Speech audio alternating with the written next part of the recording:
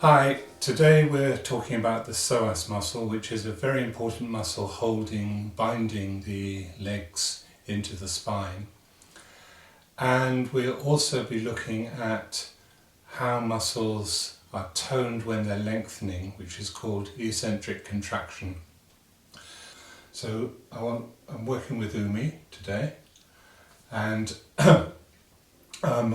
if we demonstrate the difference between eccentric and normal contraction, so if we contract these muscles along the arm, like this, if you do this movement, and just, what's the gesture? What sort of action are you doing? What do you feel when you're doing this? Throwing away. Yeah. So it's like discard. Yeah. And is it tiring or easy or? It's tiring. And okay, so now what I'd like you to do is to focus on the lengthening of these muscles. So when a muscle contracts on one side of the body, other muscles on the opposite side of the body have to lengthen in order for this one to contract, otherwise there's a fight going on. Mm-hmm. Yeah? And if you focus on the lengthening of these muscles, it's a different type of movement. Can you feel that? Yeah. Yeah? And what are you doing with this movement? Like giving. Yeah. And can you feel how it connects through into the rest of the body? Yeah. Yeah. So it's the same movement. These muscles are still contracting, these muscles are still lengthening. But because we're focusing on the lengthening, we're focusing on how it connects through into the body rather than just the local contraction at the wrist. Yeah? Mm-hmm. So this is true of every muscle. Every muscle can either lengthen or it can contract. And in terms of shiatsu, which is focused on connection through the body, I find that the lengthening of muscles, the feeling of lengthening and the feeling of connection you get from them is much more important than the contraction part. Yeah? Mm-hmm. So that's what we're going to be working with the psoas muscle. Okay? Okay, so we'll start by showing where the psoas muscle runs. And it runs from the leg onto the spine. I want to show this is the bone in the leg. It's a bit longer than Umi's bone, so and then we have a spine here too, and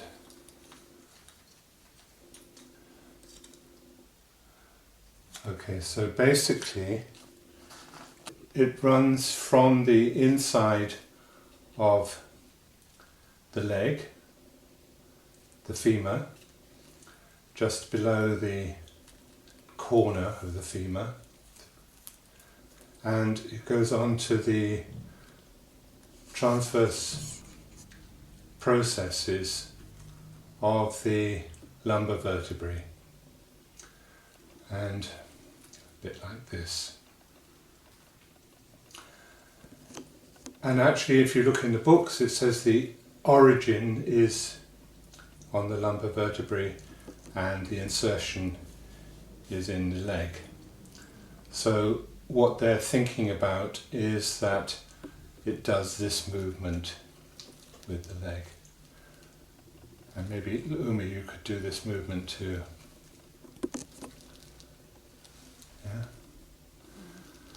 But it's always useful to look at muscles in both directions, and that if it's pulling the femur towards the spine, it's also pulling the spine towards the femur, and that's important for the experience of the psoas muscle. Okay, so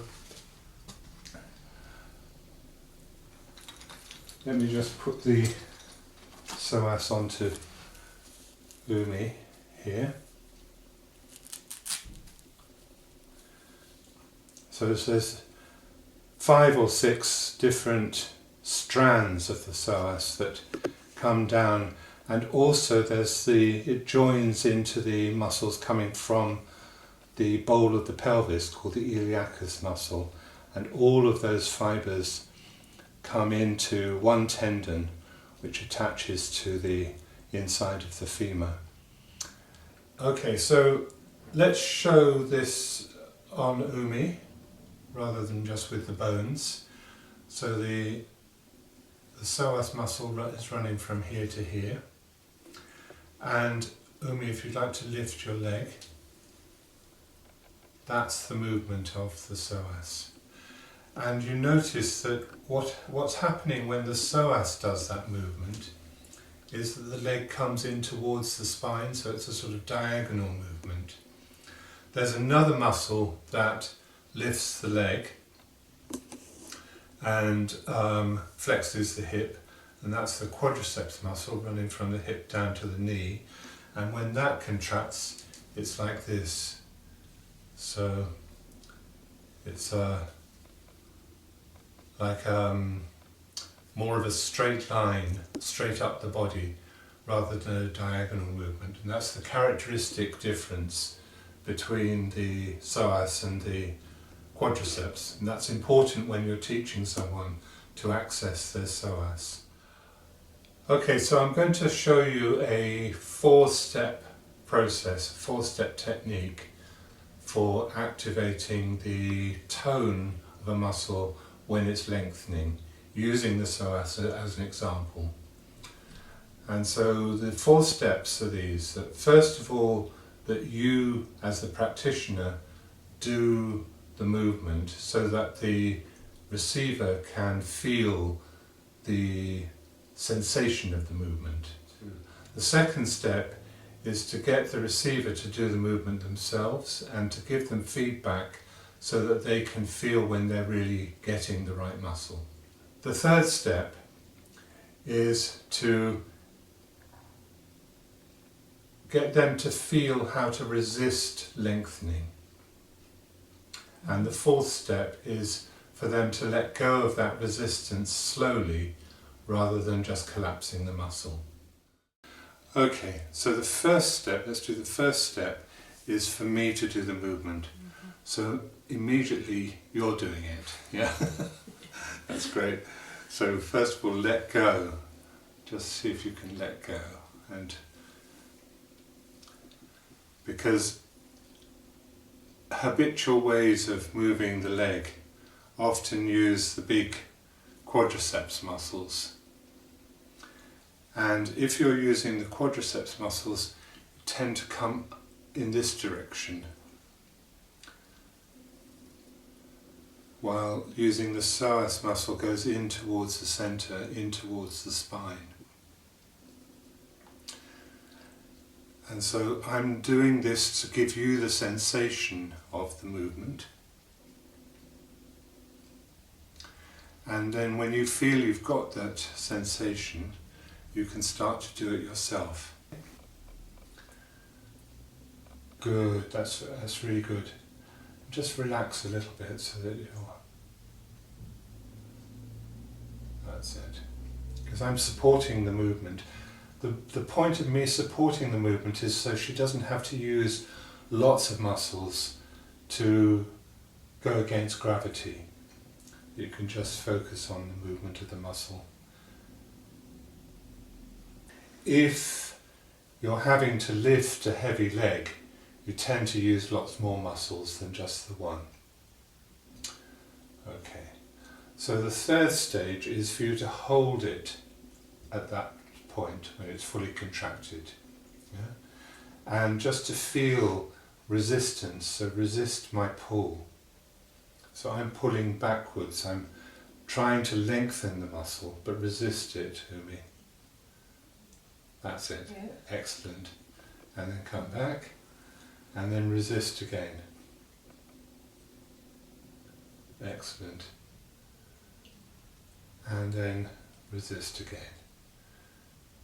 And you can feel how actually it gets tired quite quickly, and you it does, yeah? So let's not do it too much. So what I'm now going to do is I'm going to lengthen the muscle, I'd like you to keep on resisting, but to let me lengthening. So,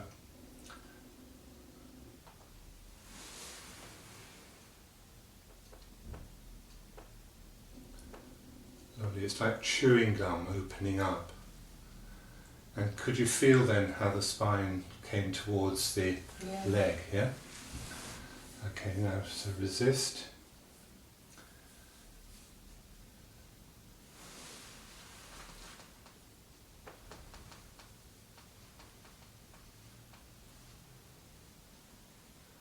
Excellent. Once more. Just resist, feel that resistance at the, and now let go slowly, slowly, slowly. It's like you're paying out a rope or letting me stretch chewing gum. That's great, that's lovely. That's great. And then let's get a little bit less resistance, so it's just a little bit of tone. Let the leg come out to the side a little bit, that's it. Beautiful. Once more.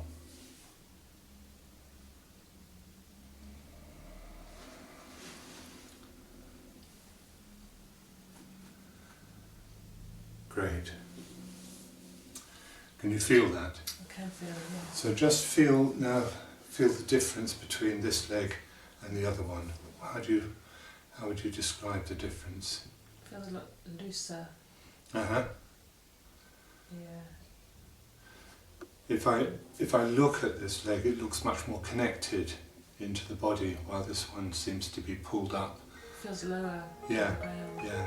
It's longer. Yeah.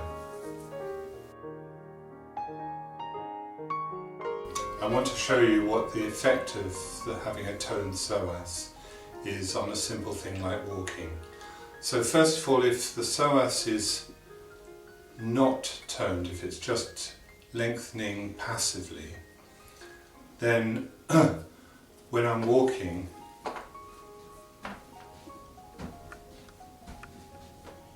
I'm exaggerating this, but when I'm walking, it's like the legs are moving slightly separately to the spine. Yeah? If I tone my psoas, then as I come forwards with this leg, then my spine is drawn forwards by the psoas, and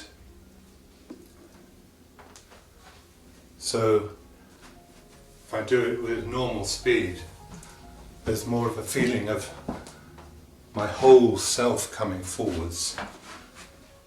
Going back to with an untoned psoas. It's like with the feeling of that type of walk is that I'm not driving forwards. I haven't got a sense of going forwards. I'm just sort of putting one foot in front of the other. While if the psoas is toned, it's like the legs really drive the body forwards, and the energy goes up the spine and into my eyes, so that there's a feeling of I'm going somewhere.